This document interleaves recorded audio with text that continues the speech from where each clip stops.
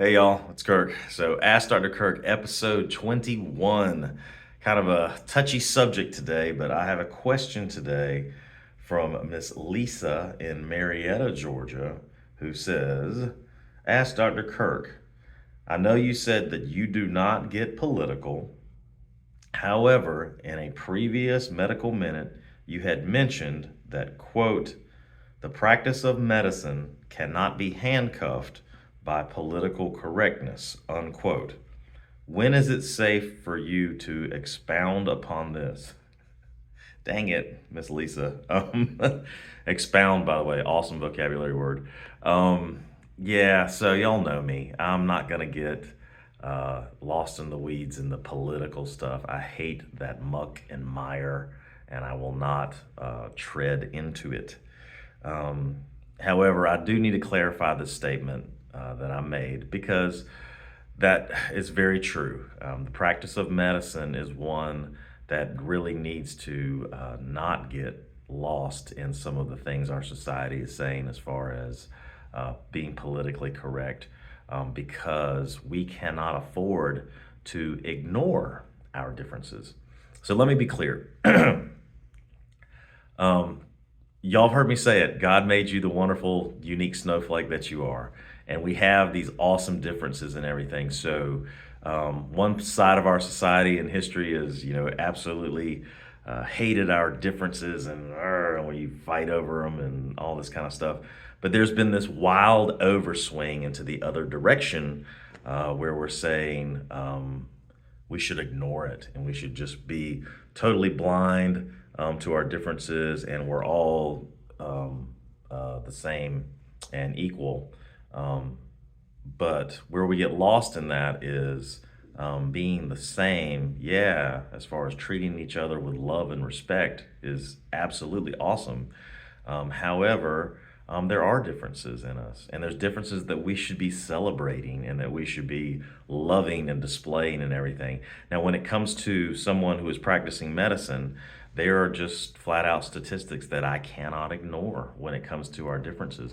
And I'm not just talking uh, culturally or ethnically, sociologically, gender wise. There's all sorts of things. I cannot, in good conscience, take care of people correctly if I ignore the fact that Caucasian males are the prime target for cardiovascular disease and heart attack.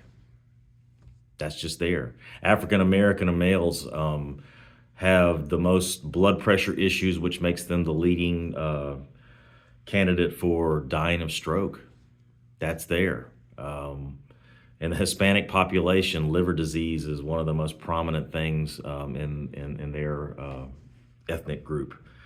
Um, Asians, particularly Japanese, Korean, and Chinese, lead the world in stomach cancers. And I could go on and on. The statistics that are taken by the World Health Organization and the U.S. Preventative Task Force and all these entities that teach us, they teach us for a reason. And it's not just ethnicities either. I mean, I can't ignore the fact that oh gosh, what? 1 out of 8 women suffer from postpartum depression after a live birth. Um, Up to 20% of United States women report having a major depressive episode in their lifetime. Um, Women are 1.5 times more likely to attempt suicide than men. However, men lead the world in successful suicide rate, with up to 68% of suicide, death by suicide being males. So there you go. So these kind of statistics, what do they mean? Well, the blessing is that you don't necessarily have to know what all these things mean.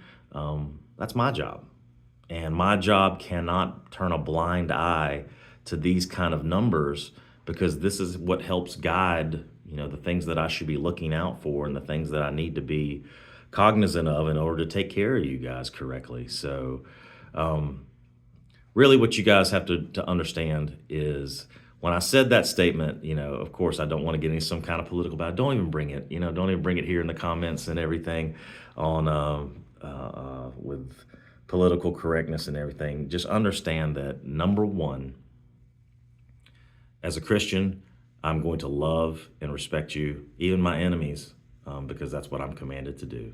Okay.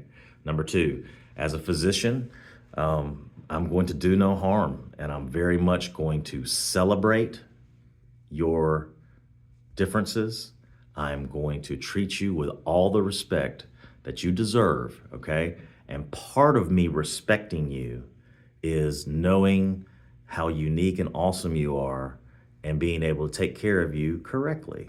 Simple as that. It'd be great if we were all just this, whatever, I guess we're all this gray color like this, and we're all the same this, and we're this wonderful little, I don't know, I'm picturing like a salamander or something. Maybe those are gray, like alien things you see where we're all just this one thing. But we can't. It's wildly dangerous for us to ignore our differences, because that's what helps us take care of you better. Okay.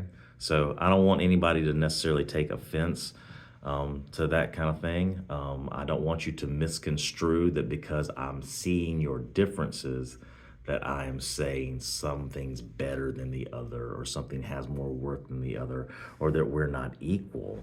We're different, but in the eyes of God, I mean, we are all wonderfully equal, and everybody's a child of God who he loves very much. So anyway, Miss Lisa, I hope that answers the question. Thank you for that question today. Love y'all, mean it. I really mean it. And Jesus loves you, and nothing you can ever do or gonna do is ever gonna change either one of those two things. Ciao.